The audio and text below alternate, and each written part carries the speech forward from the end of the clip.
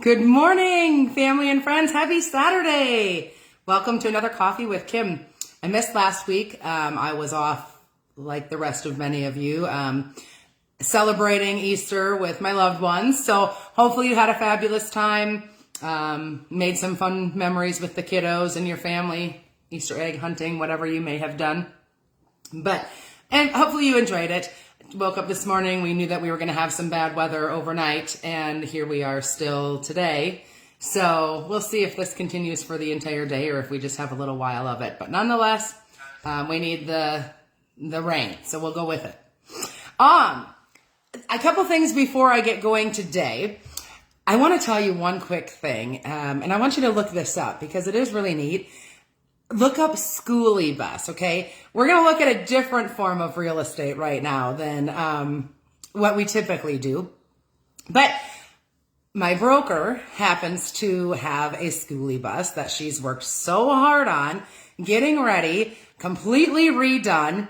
I've been keeping up on the progress of this since it was started. So basically she gutted the bus and you redo it in whatever fashion that you want to. And so it was awesome. I might have to post a couple of pictures, but anyway, she's got it ready to go. She's already taken it on a trip out to the West Coast and had a wonderful time. So I just want you to look it up. If you've never ever heard of a Schooly, look it up, okay? It is really neat. Now, some people would say, well, geez, why would you do that when you can go buy an RV and travel? I get it, but it was just it's a neat concept. You will find many people. There's groups out there that get involved with this. It's phenomenal. Okay, so there's shower in there, bathroom, big bedroom, plenty of storage, seating area, etc. Anyway, I'm getting off track. So, but I did want you to know that this does exist, and I got to hop in one last night, buzz around town with some friends. Super, super cute experience, cool experience. I hope I actually get to go somewhere in that. But anyway, yes, good morning, Cindy. You are on live this time. And good morning, Mom. Okay, so a couple things today. The Abate Bike Show is happening at the deck. Okay, it's a show and a dance. That is happening this evening. And then tomorrow, the Aberdeen Magazine Style Show is Sunday, which is tomorrow at 2 p.m. at the deck. Okay, so a couple local things going on. Always check Facebook. You can find events happening all around us, okay? So keep an eye on that. It's just too much for me to talk about every single thing that I find for the events, but there's plenty out there for that, okay? Rates, folks, they're at the 4.5 to a 6.2, so they're still not terrible by any means, but as you can see if you've been following along, they are certainly going up, as we've been telling you and projecting. So again, if you're thinking about purchasing at this point, I would get in and talk to your lender and try and get that lowest rate possible, okay? As far as our market data, we had 21 new, 12 closed, 14 pendant houses for a total of 100, okay? Again, quick reminder, this is residential and commercial buildings. This is not multifamily. This does not include lots, etc. So this is just for the basics of the residential and commercial properties that are currently in existence. So numbers are still low. Inventory is still low. By this time of year, typically, we are seeing a little bit of a change for that. We're not really there. So keep your fingers crossed that our market does continue to bring forward more homes, more opportunities for the buyers that are out there. And hence, for those that need to either upgrade or downsize, gives them a little bit more opportunity as well for that move, okay?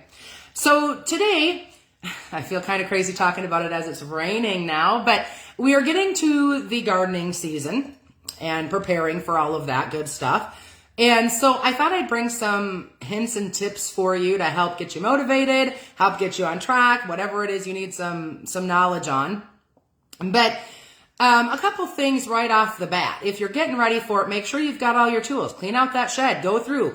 See what you have, okay? See what you need. Make sure they're cleaned off, ready to go. There's nothing more frustrating than being in the middle of a project and then you are missing something that you have to have, okay? So get that shed organized. Make sure you have all the tools that you need, etc. Along with it, if you have to sharpen anything, get those things sharpened. Again, so the day when you need to use it, it's ready and prepared, okay? I would also tell you, have your fertilizer and have your soil on hand. That way, again, you never know around here what day you might have to just take advantage of the weather and get out and start your projects. So if you have that on hand, it's going to make it a little easier for you, a little more motivating to get it done, and just less stress all in all. Gardening should be a little bit stress-free, okay? So we want to make that as easy as we can for you, but we're getting to that point, okay? So along with that right now, get out to that area in the next, upcoming few days. Get to the area where you're going to have your garden. Clear that of all debris. Get everything out of that area because you're going to need to be tilling down the road. So, shortly. So make sure you get some of that debris and leftover weeds and things that you can out of that area. Okay.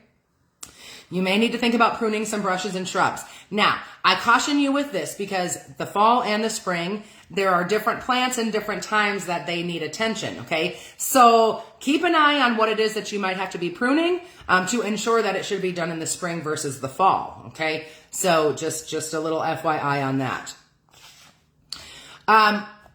Get ready to till that garden. Once you've got through, remove that debris, etc. Get through and till that garden. Doesn't hurt to do it a couple of times.